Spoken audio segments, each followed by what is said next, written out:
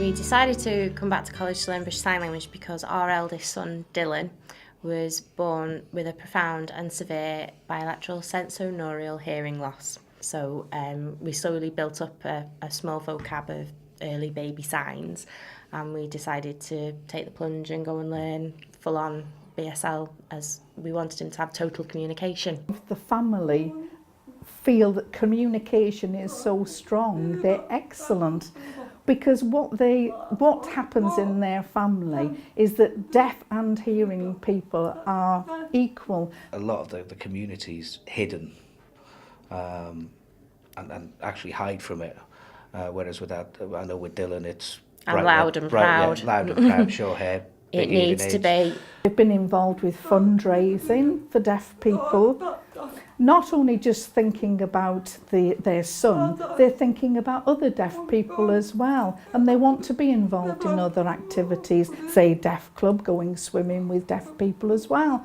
So I believe that they are a strong family where communication is important. So they're not only considering their own family, they're also considering the wider deaf community. We decided to set up a group in the Flintshire area because I thought there's got to be more of us, and there was. And now I'm like a support person for anyone else who gets newly diagnosed with their children. They ring us up and we can say, yeah, we've been there, we know how you feel. I would have loved to have had that myself, but now I'm very happy that I can offer that to other parents so that they're not alone. Congratulations on your award, and hope you have a good night.